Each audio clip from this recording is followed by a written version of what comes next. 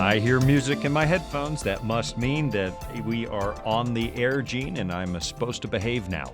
And you're especially going to have to behave now that we're on the air. Yeah, because I'm the one who misbehaves here in the studio, definitely. Yeah, no, it's usually me. And we get on the air and say things, and then we get home, and my wife helps me grow up a little bit after the program is over. So here we are in another season of disclosure and another season of marriage. This would be our 27th season together. Ooh, I know, that sounds right? like a lot when you say it that way. Yeah, we got married when you were 2.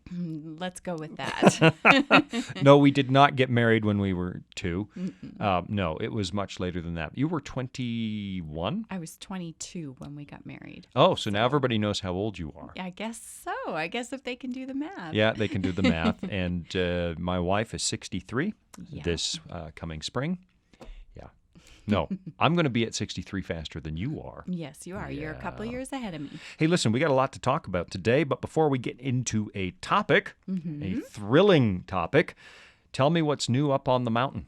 Oh, Discovery Mountain? Yeah, that would be the mountain.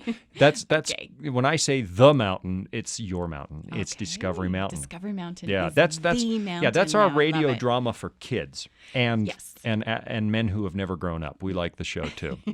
You know, Sean, we have listeners of all ages that listen to Discovery Mountain. It's wonderful. So if our listeners of Disclosure haven't heard it yet, you can find it right on VOP.com, voiceofprophecy.com. And what's new is we are working on production of season 12 Season right 12? now. Season 12. And a season is not by the year as, we often think of a season in television, but we do seasons by the Bible story. Okay, so the whole thing is So- based on Bible stories. It is. right? They're So- Bible stories. Season 12 is the Bible story is Nehemiah. Oh. And as we always do, the Bible Wait a minute. story... Nehemiah? Nehemiah. I've been saying Nehemiah my whole life. Have you really? Yeah. Oh. Is it not pronounced Nehemiah? Hello, control room. How do you guys say it? No, I always say Nehemiah with a long, like Gene. Oh, well, Gene is right again. I guess I think I'm going to submit my resignation. Yeah. But you've got to understand, I grew up in a community of Dutch immigrants, and I pronounce almost every book of the Bible completely wrong. Yeah. The long one that starts with an H. How do you say that one? The long one that starts with Yeah, an H. Habb. Habakkuk? Yeah, that's how the Dutch That's say how it. the Dutch say it? And, Okay. and I'll Maybe bet you a others lot of say our it neighbors differently. say Habakkuk. Oh, they might. But we both grew up in Canada. But we I all wonder know if they that speak. has anything No, to they do with speak it. Dutch. They speak Dutch in heaven. I know I'm right about these things, Mm-hmm. right? So I grew up around the divine language, Mm-hmm. which is Dutch. Mm-hmm. Can you imagine you get to heaven and the angels speak Dutch? Because Dutch sounds I'll like be you're choking lost. on a chicken bone. It's like your angel is, hey, goedemorgen. There won't be Dutch angels. Yeah, I hope there'll be Dutch angels. I, hope I we will be the all Dutch angel. understand- Now, that's bad theology. We don't turn into angels when we get to heaven. Right. No, we don't. But I could be a Dutch angel. Nobody wants a Dutch guardian angel because they're just blunt. The Dutch are blunt, right? We just tell people like your guardian angels show up and say, quit being dumb. Yeah, probably. Yeah, we're not tactful. Right. Okay, so you're in season 12 and it's Nehemiah. Well, maybe we can look it up during the break, but that's how I always say it. Okay. Season 12, Nehemiah, of course, that's a wonderful story.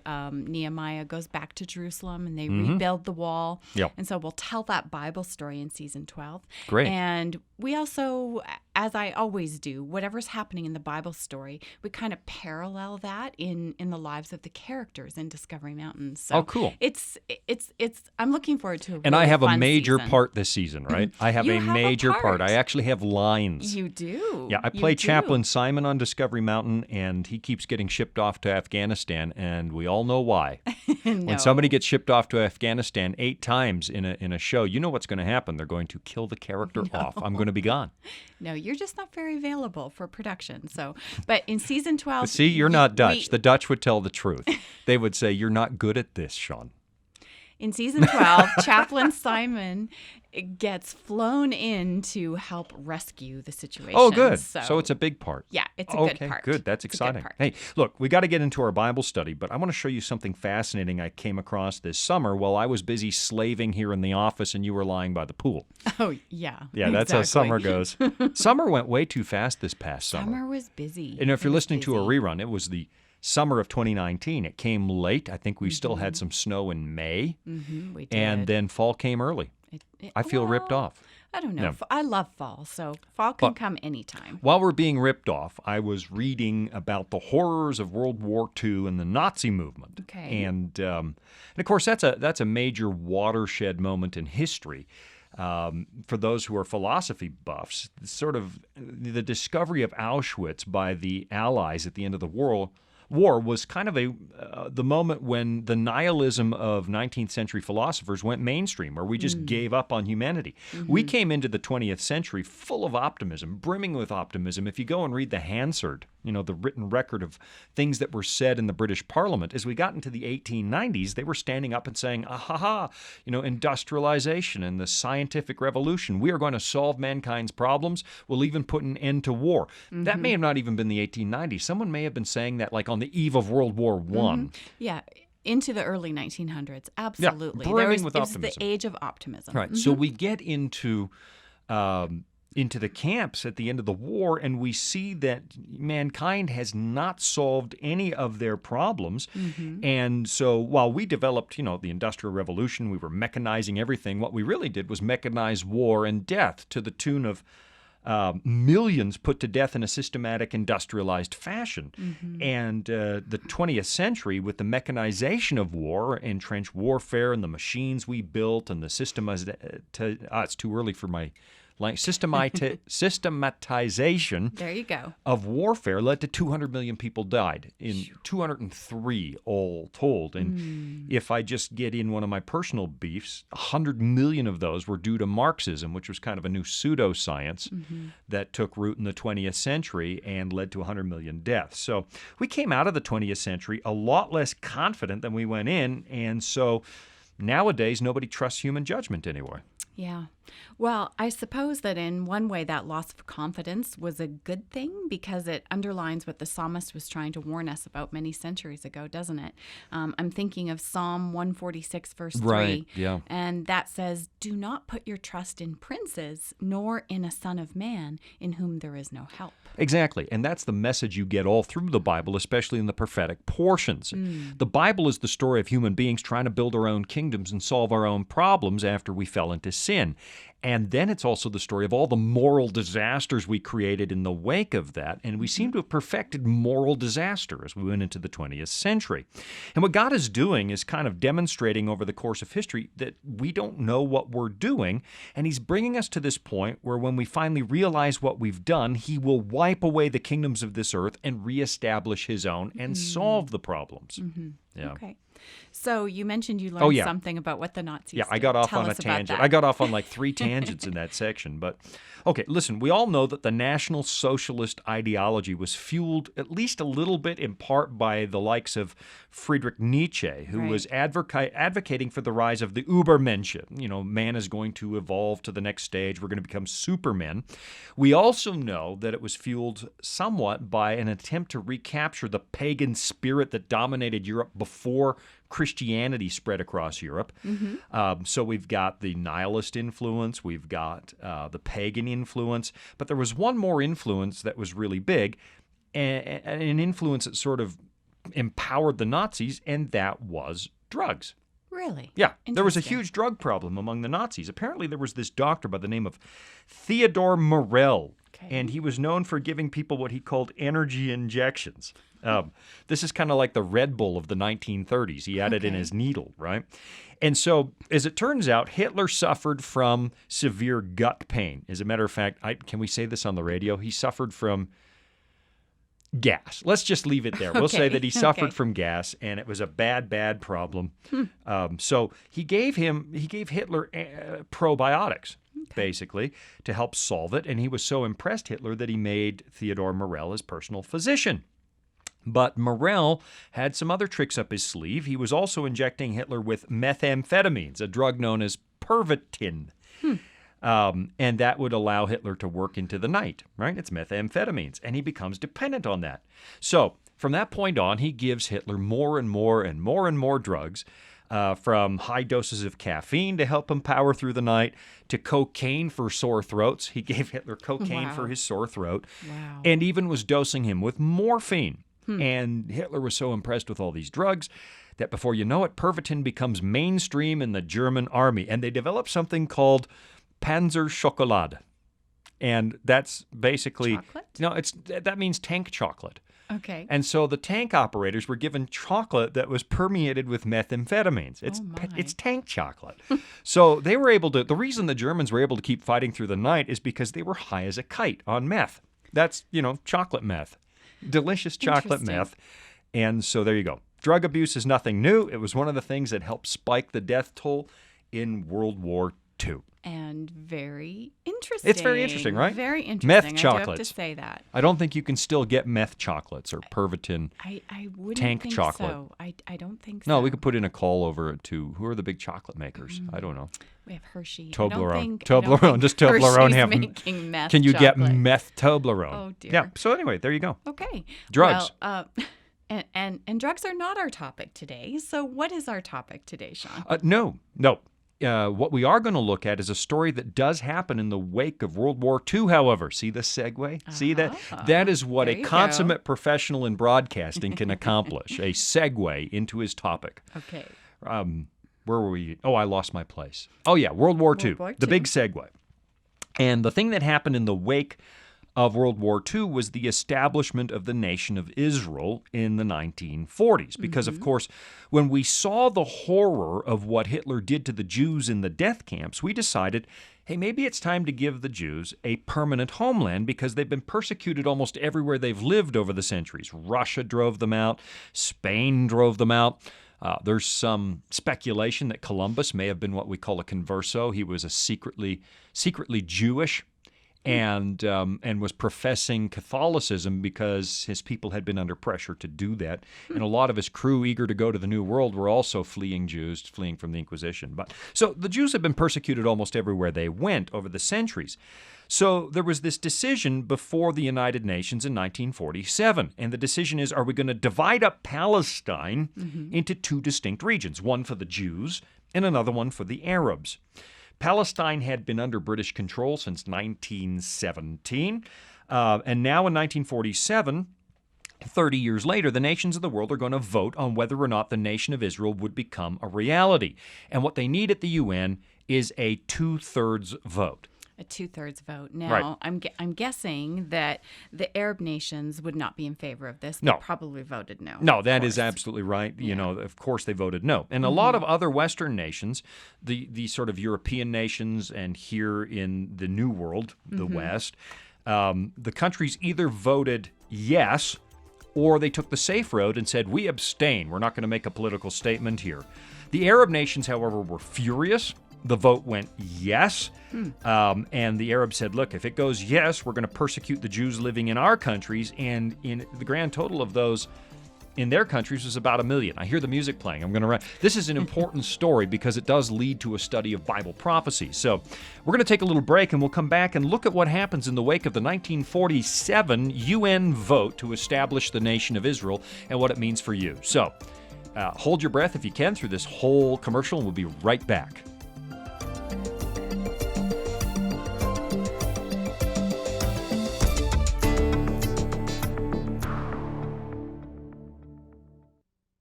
Are you searching for answers to life's toughest questions? Like, where is God when we suffer? Can I find real happiness? Or is there any hope for our chaotic world? The Discover Bible Guides will help you find the answers that you're looking for. Visit us at BibleStudies.com or give us a call at 888-456-7933 for your free Discover Bible Guides. Study online on our secure website or have the free guides mailed right to your home. There is never a cost or obligation. The Discover Bible Guides are our free gift to you. Find answers in guides like Does My Life Really Matter to God? And A Second Chance at Life. You'll find answers to the things that matter the most to you. Visit BibleStudies.com and begin your journey today to discover answers to life's deepest questions.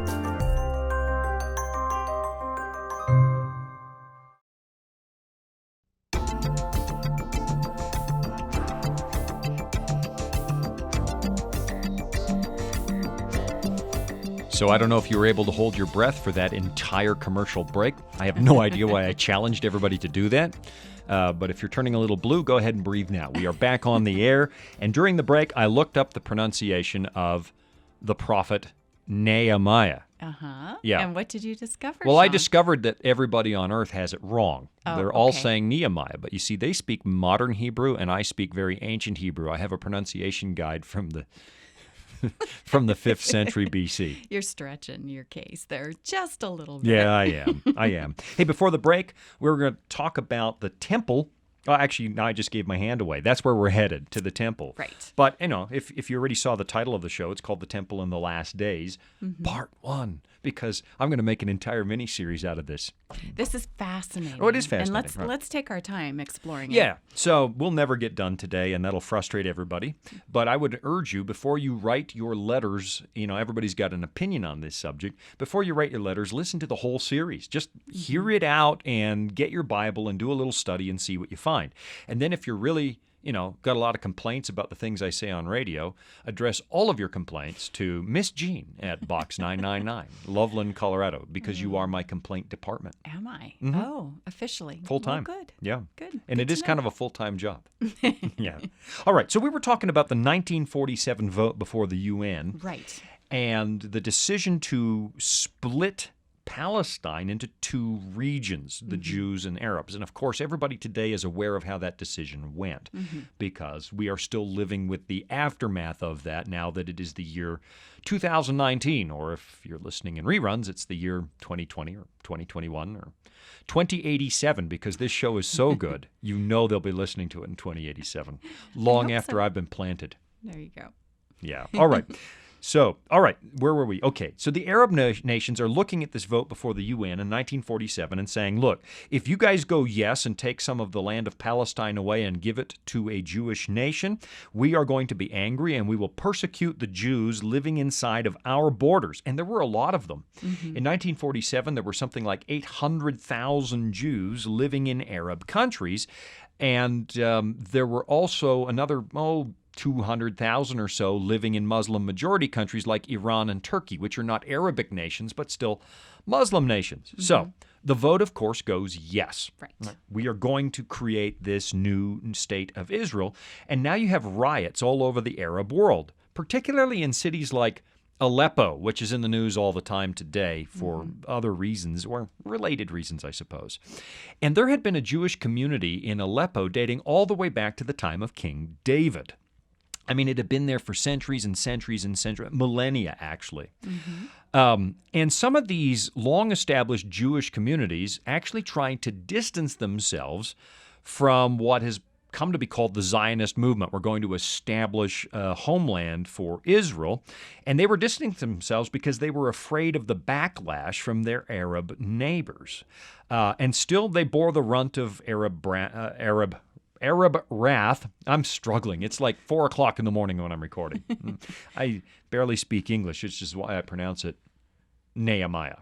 There you go. Yeah. Good segue. No, but it still came unglued, and the Arabs really took out their anger on the Jews in cities like Aleppo, although most of it was expressed in property damage and very few people were actually hurt. And there was a huge tragic loss at that point. The Aleppo Codex goes missing. It was an ancient manuscript that the Jews used as a reference point for how accurate their Bibles were.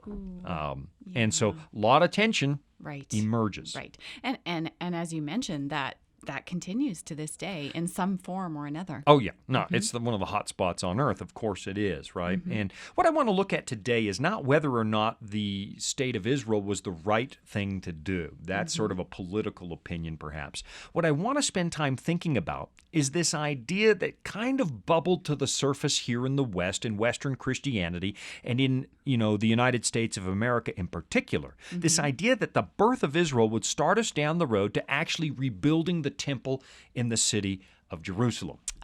Yeah, right. So, and that's still going. Now, this is an idea that was there before 1947, right? It dates back to the 1800s, the mid-1800s, really, the early to mid-1800s.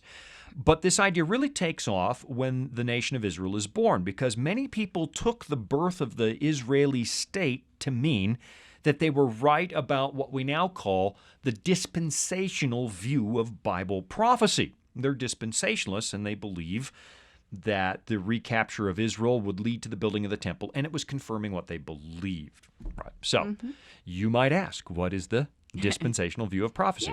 Yeah. You may Explain that ask. for us. Explain that for our listeners. No, you're supposed to ask. I said you may ask. What is the Yeah. dispensational view of prophecy, See, after Sean? you've been on radio for years and years and years, you'll finally catch on what what you're supposed to do. You're so much better at this than I am. All right.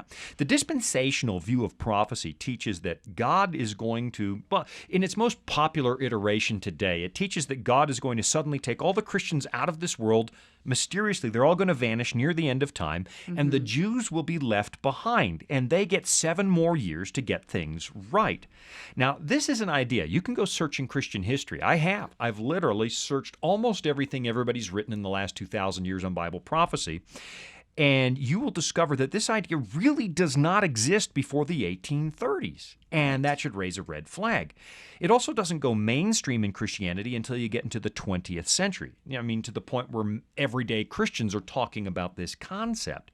And that makes me suspect the idea because, as you know, as they say, nothing true is new, and nothing new is likely to be true. Yeah, that's a dispensationalism. saying with a lot of weight to it.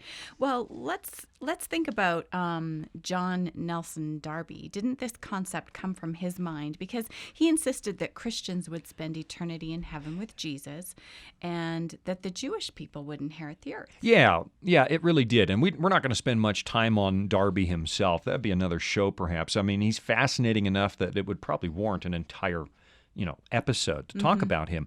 But it does come from John Nelson Darby, really. That's sort of ground zero where it really takes root in Western Christianity.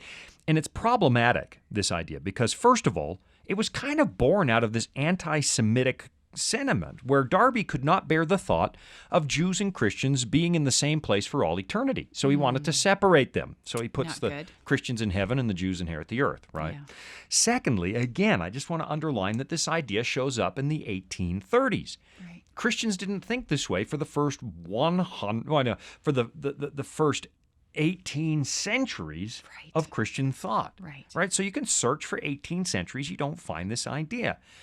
And that's because prior to Darby, we really thought about prophecy from an entirely different perspective. We approached it from what people would now call the historical school of prophecy, the historical perspective, where we saw that Bible prophecy was being fulfilled over many centuries, over the entire course of human history, through long stretches of time. So, for example, the prophecies of Daniel, you'll notice when you read them, that they start in Daniel's own day when he's living in either Babylon or in Persia, and then the prophecies flow down through the history of time down to some last day event like the second coming or the judgment.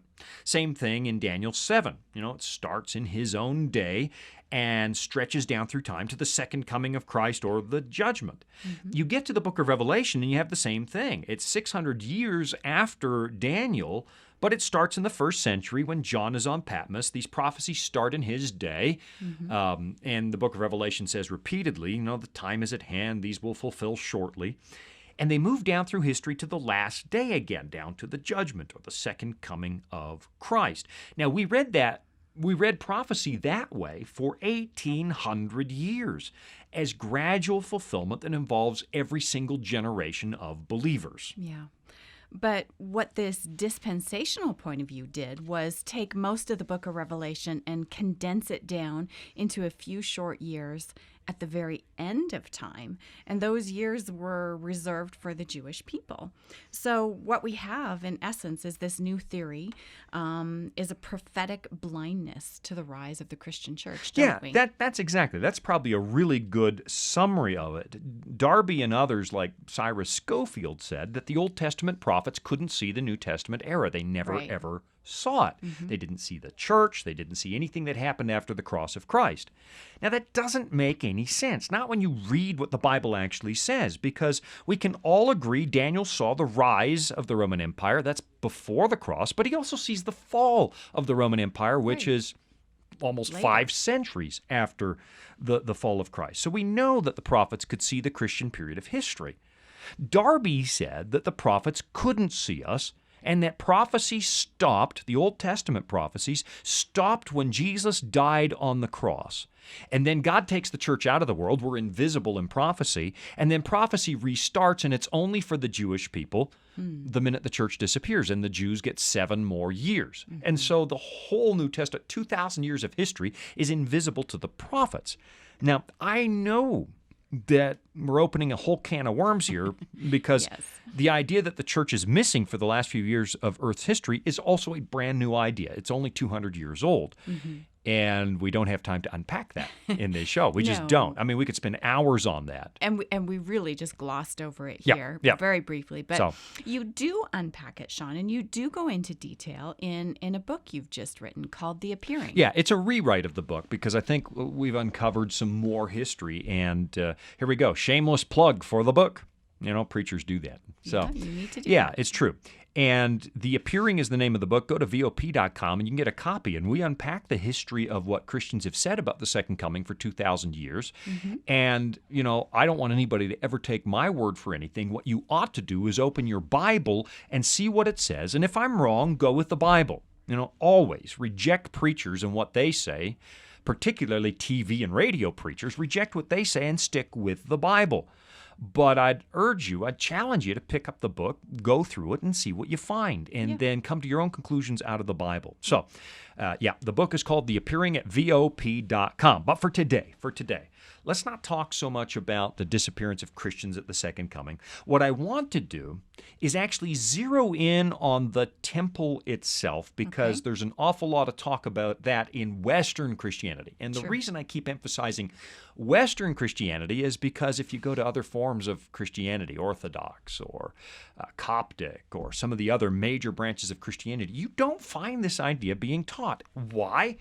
Because it didn't exist in Christian history. So what we're going to do today, and we don't have time to, we've burned half a show already, but I want to zero in on the temple itself. And we will never have time to finish this, but we're going to give it the old college try, even if we have to spend 80 shows on this, because there are some important concepts in the subject of the temple that have almost been lost in Christian thinking. We not only have new ideas that we need to challenge with our Bibles, there are old ideas that we seem to have lost in the process, and they are central to understanding what happened at the cross. They are central to understanding what's going to happen in the future and what Christ does for believers today now that he's back in heaven standing at the right hand of God and so on. These are important concepts, and the music is playing, so I'm not going to get any of my big important concepts done before Well, the commercial break. After the break, though, we have 2 more segments where we can really dive into this. We will start, Yes. and never get done, because I brought in, look at this, I've got 21 pages of notes sitting in front of me, and we are now on page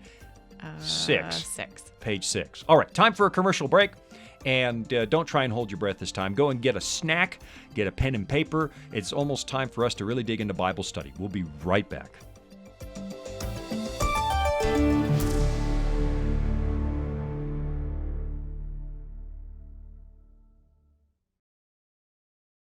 Disclosure is just one of the programs brought to you by the Voice of Prophecy, like the audio adventure program Discovery Mountain.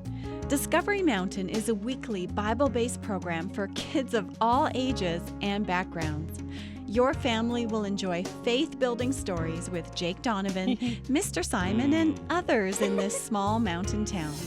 Each summer, campers visit Discovery Mountain, where they sing songs, learn about God, and reenact a Bible story with the help of drama teachers Miss Wendy and Miss Tamra. With 24 full episodes every year and programming every week, your family will have something uplifting to listen to every week. Listen to episodes on demand and watch video features from Director Doug at discoverymountain.com or on your favorite podcast platform. That's discoverymountain.com.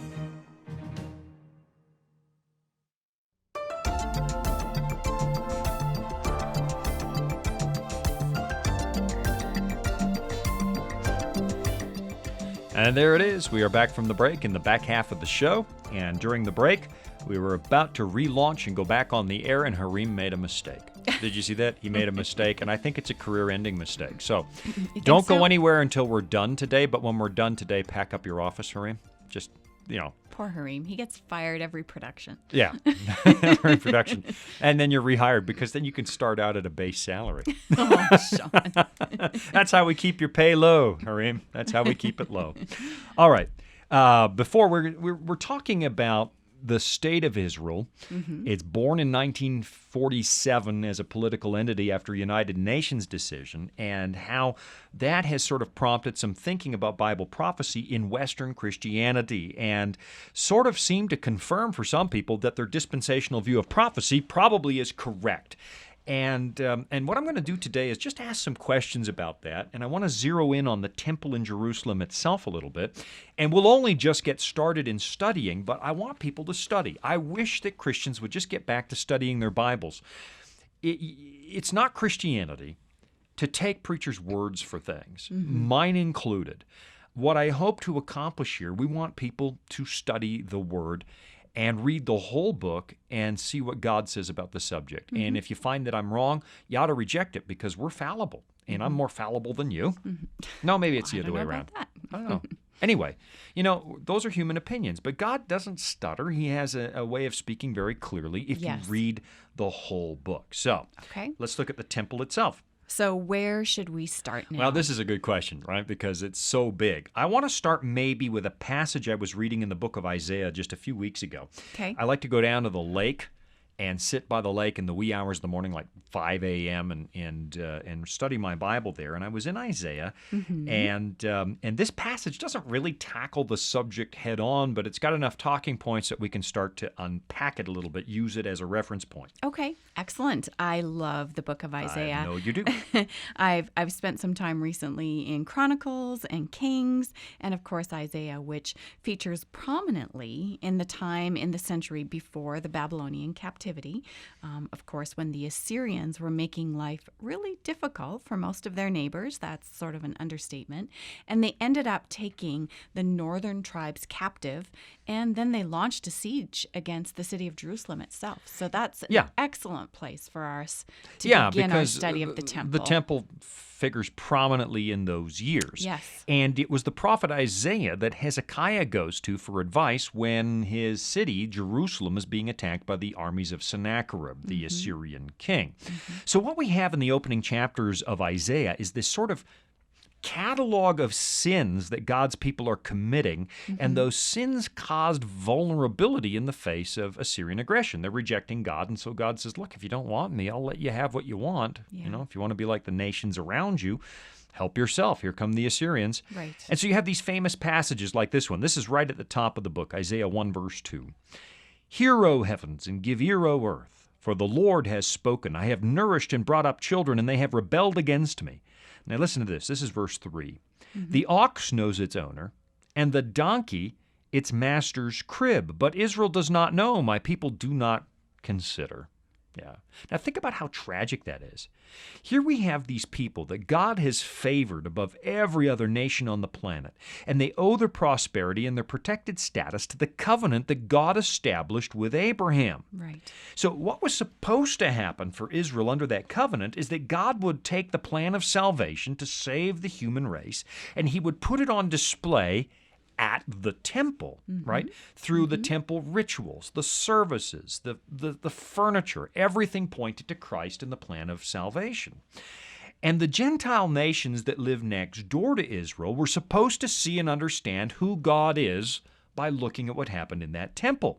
And the temple would eventually, in Isaiah's own words, Isaiah 56, would eventually become a house of prayer for all nations. Yeah. That's Isaiah 56, verse 7. One of my favorite passages. Yeah. There's a promise there.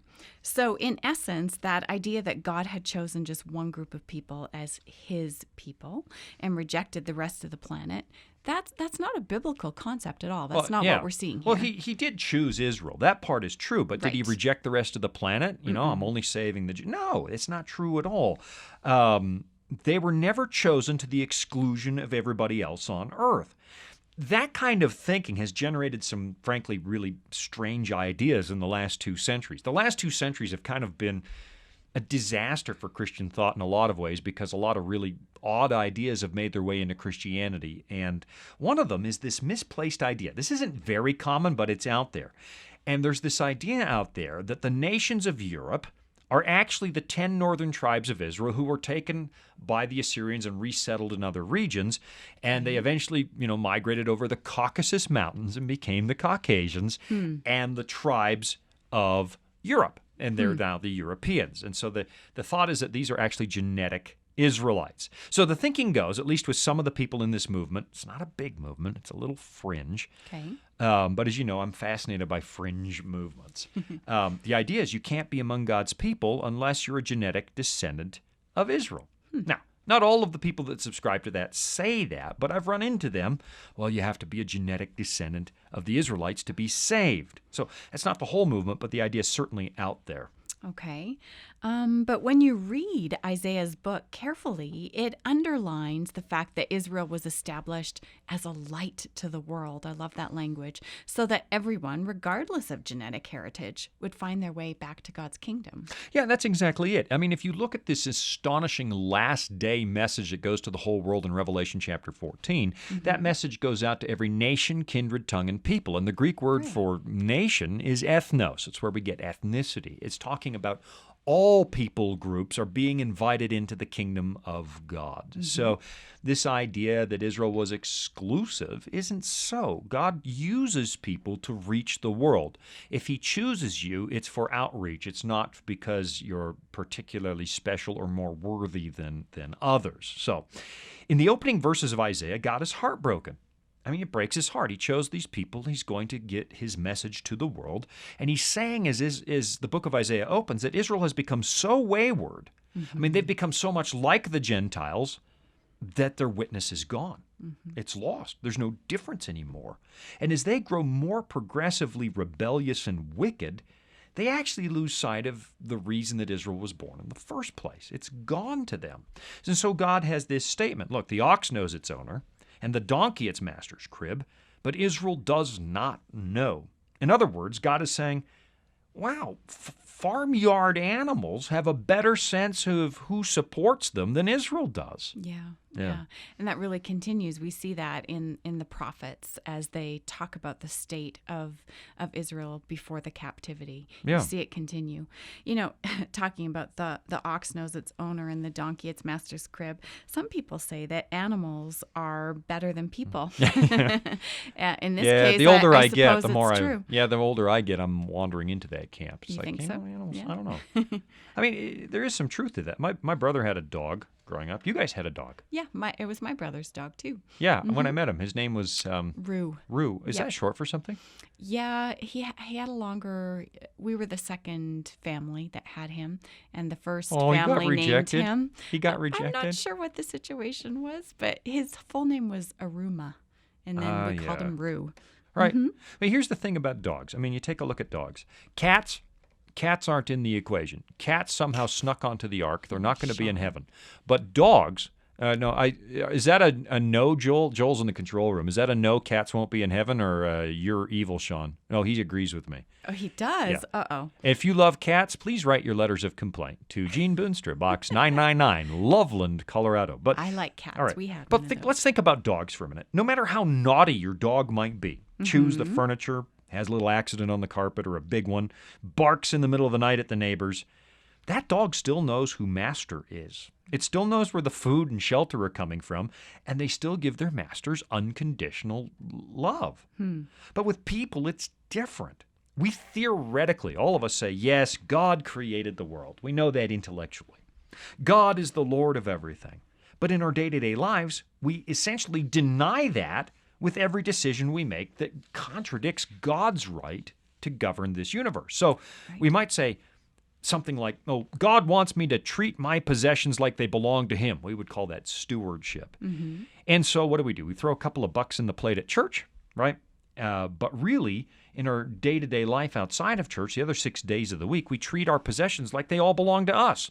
And our priorities always rise to the top of the agenda over what God's priorities are, if we even remember what God's priorities are. And that's what was happening in Israel in Isaiah's time. Yeah, it really was. So if I were to identify a beginning point for all of the problems, well, the beginning point would have to be Eden, wouldn't it? You know, when we The fell into very sin and beginning, decided we sure. wanted to be self-sufficient. But if we're going to talk about the state of Israel and kingdoms and that kind of thing, I'd put ground zero at the coronation of Saul, the first king of Israel.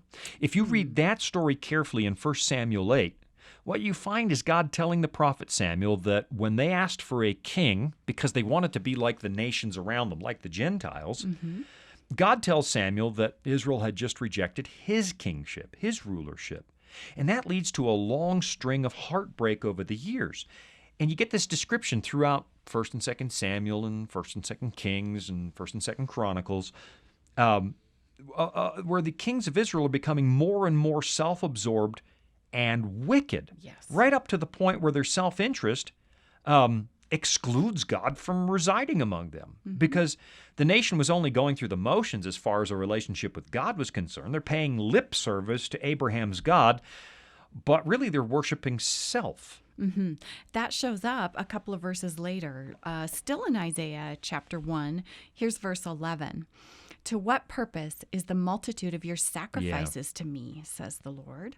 I have had enough of burnt offerings of rams and the fat of fed cattle. I do not delight in the blood of bulls or of lambs or goats. So these are all the sacrificial animals, and this is the system that God's talking to them about. So we have God saying that he'd rather they not go through the motions because their sacrifices have become completely meaningless. Yeah. What he's looking for is the intent of the heart, of course, a relationship, not just these rites that they've been going through, these rituals that actually mean nothing outside of the relationship with God, because that was the intent of the sacrificial system. Yeah, and the same thing can happen today, can't it? I mean, we sometimes worship the symbols instead of the God behind the symbols. So, Definitely. I mean, what's the point of going to church and singing hymns and kneeling for prayer and throwing a couple of dollars in the collection plate if you're not actually interested in God? I mean, think about this, Gene. What if the kids sent you a Mother's Day card, but you knew that behind it all they kind of resented you and want nothing to do with you? What would be the good of that card? It would hurt more than it would help, wouldn't it? Yeah, it would be completely meaningless. It's a lie. It's just a painful reminder that you are not the object of your children's love. So what happens years after Isaiah is that God eventually, and here's the big point, God moves out of the temple and he leaves it empty. And that leads to this concept you find in Bible prophecy known as the Abomination of Desolation. Now the music is playing, and so I just, I launched with a big idea. This is really important in understanding the temple, the Abomination of Desolation. So we'll take a little break. We're in Isaiah chapter 1, using it as a springboard to discuss the temple and Bible prophecy. I think we're going to be at this for more than one episode because we're barely scratching the surface. What we're going to do is take a little break, go grab a Bible. You're going to wish you had it in a few minutes. And when we come back from this and the amazing offers from the Voice of Prophecy, we'll finish this study.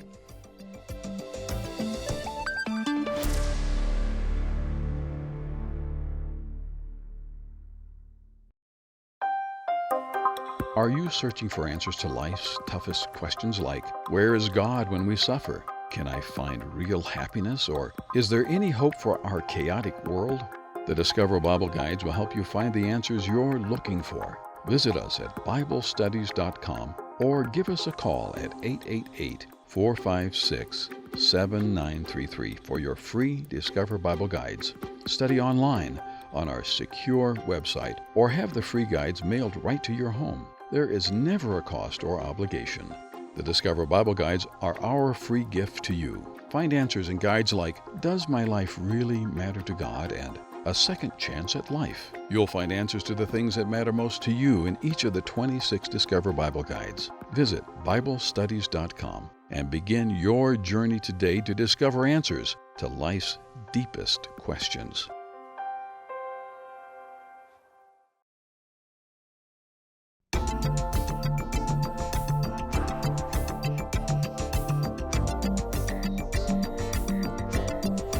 Well, that was a good little break, right?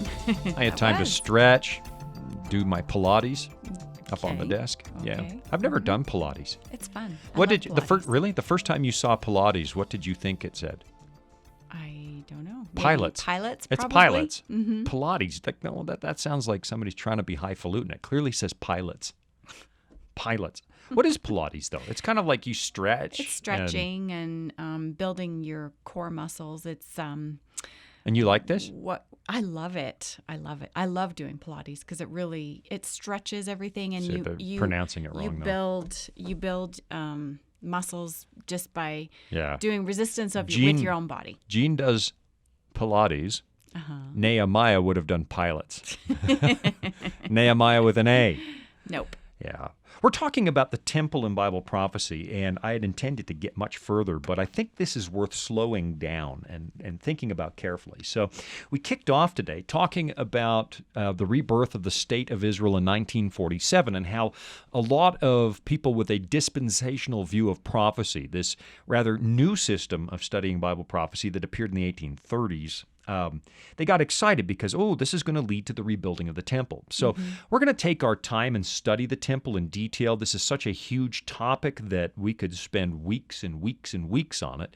I want to be careful. So we may not get through all the material I hope to get through today, but that's okay. I think you want to follow along and tune in once in a while and see where we are with this. So we talked about the fact that Israel wanted to be like the nations around them, and in that sense, they stopped being a light to the nations around them. The temple was meant to put on display the plan of salvation. It was to show how God was going to plan to redeem the world and reconcile sinners to himself. And so Isaiah wrote, I can't remember the text now, I think Isaiah 56, that the temple would be a house of prayer for All nations. all nations. And what Israel does when they ask for a king back in 1 Samuel 8 is that they're basically saying, we want to be like the nations, not a light to the nations. And then we get all these wicked kings that come in the wake. And now what had intended to be God's number one asset for sharing the gospel for the world becomes a number one asset for human selfishness. And the kings become more and more and more wicked. So that years after Isaiah is writing, God eventually says, look, if you want to be like the nations around you, I'm not going to force you into my kingdom. I'm not going to force you to love me. That's not who I am. Real love doesn't force people. So God says, fine, I'll let you have what you're asking for. And he literally moves out of the temple. And he literally moves out of the temple because his presence was there. If you remember in the wilderness, as they were traveling, they would set up the tabernacle, and there was a pillar of cloud by day and a pillar of fire by night that followed them. Paul says, incidentally, in his letters to the Corinthians, that pillar, that presence was actually Christ, the pre-birth, pre-incarnate Christ. And so that would come down into the most holy place of the temple and take up residence above the Ark of the Covenant. And God said to Moses, and I think is in Exodus 25, I'm going by memory, I will commune with you from between the cherubim. There was literally the presence of God among the Israelites. But then God leaves. Look, if you don't want me, what's the point of this temple? You're just going through the motions. I'm going to leave. And that is where we get this concept in Bible prophecy of the Abomination of desolation. Yeah, exactly. Yeah. Now, I want everybody to think about this because this is a big idea. We talk about the abomination of desolation when we talk about Bible prophecy. Go to a Christian bookstore, you can buy 1,000 books on prophecy, and they'll mention at some point the abomination or the abomination of desolation. But the way we talk about it now, it's like it's this outside force, right? Like some dictator who's going to show up and make life hard for Christians. Right. But in its original formula, the abomination of desolation is not an outside force. It's not the Assyrians. It's not the Babylonians. They are agents of the desolation. But that's not what God calls the abomination of desolation. The sins of God's own people led to God leaving the temple. That's the abomination of desolation. God is desolating the temple. The reason the temple is desolated is because of our own abominations. And that's actually the ending of the original Old Testament. Right. And you might ask, what do you mean, Sean, by the original Old Testament?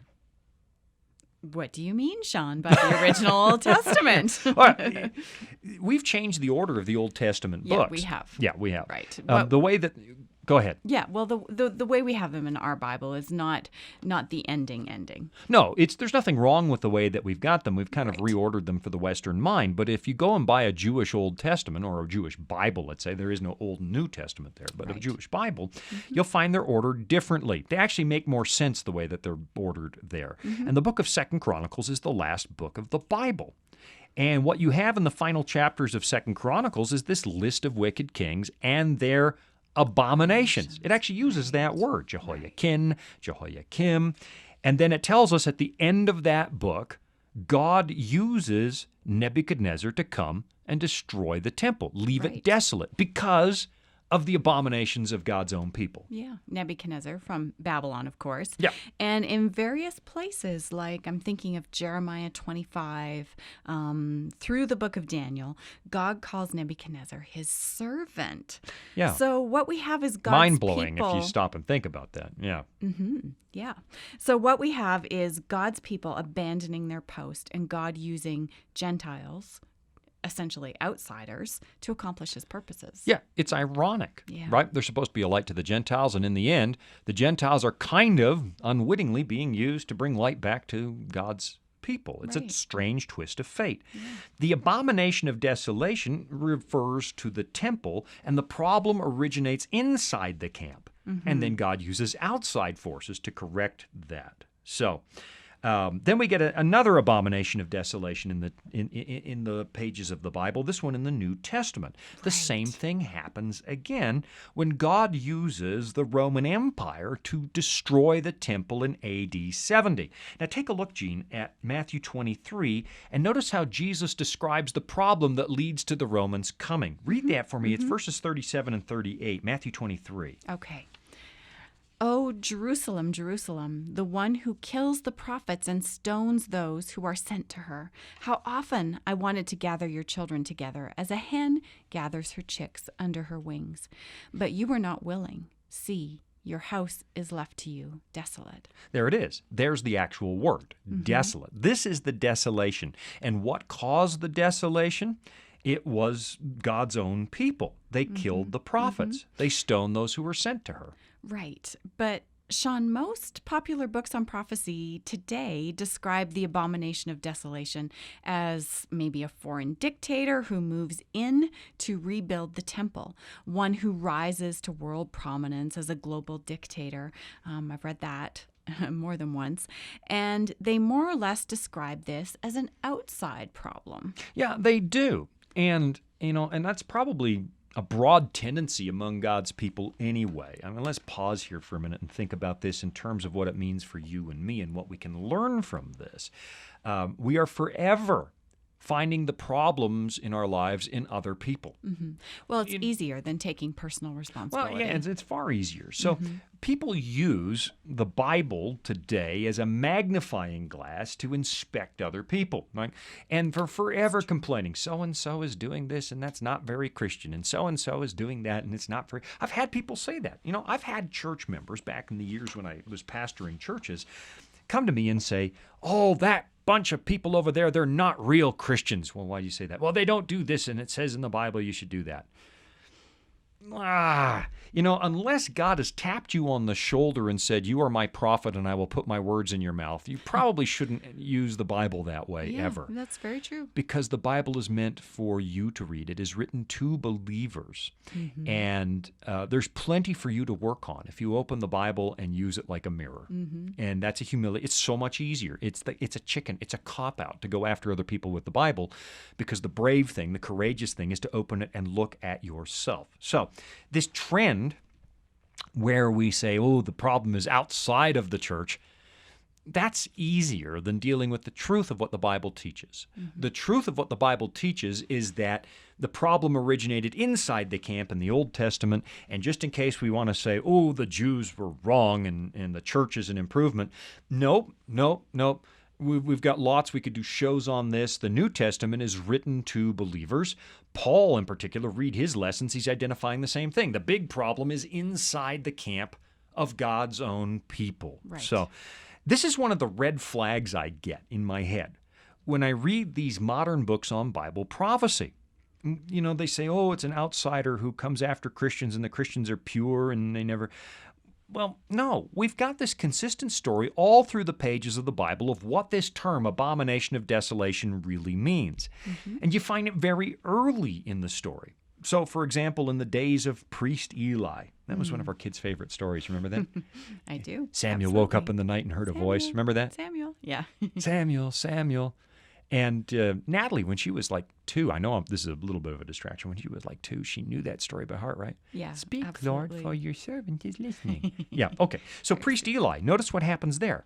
They take the Ark of the Covenant to battle against the Philistines, and they're doing it presumptuously, and the Philistines capture the Ark of the Covenant. That's the symbol of God's throne and presence among his people. Right. What happens in that story? The temple, or the tabernacle in that case, is left desolate because of the sins of God's own people.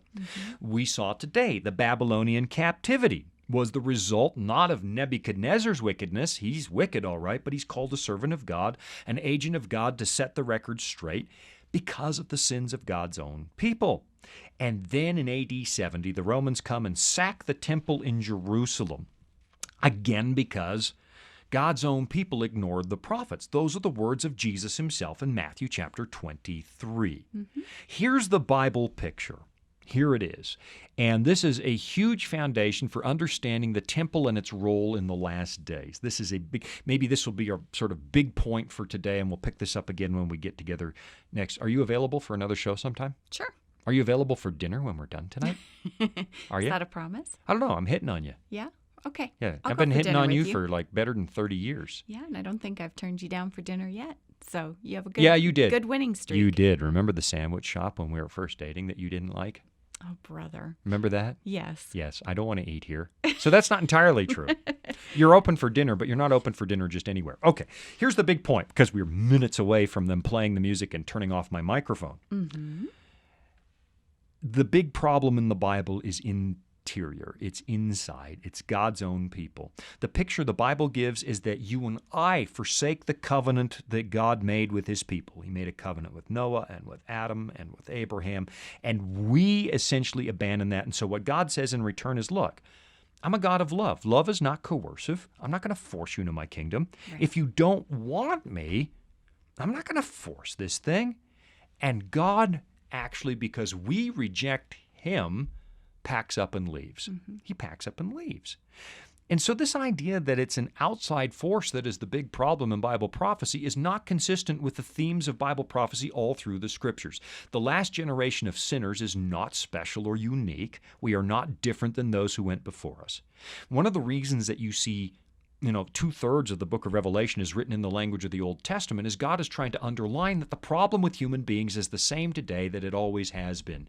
It's God's own people forsaking his covenant. Right. And so the sins are interior. So we got to remember that when the Bible talks about the abomination of desolation in the temple, here's the big takeaway, where we should be looking and beginning our investigation is not with others, but with our own sins. And that's going to set the stage for deeper study, because I see the clock running out, because you filled up the time with all your talking.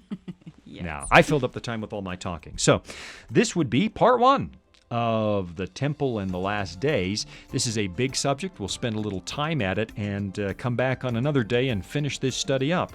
In the meantime, I'd encourage you to go to the voiceofprophecy. It's not thevoiceofprophecy.com. I think it's just voiceofprophecy.com. voiceofprophecy.com, and look for Discovery Mountain Season 12 coming soon. a radio near you very soon, where Chaplain Simon is clearly the best character in the Absolutely. whole thing. Children love Chaplain Simon. They do. All right. Until next time, I am Sean, and I'm Jean. yeah, We'll see you next time. Look at you pick that up like a pro. We'll be back next time.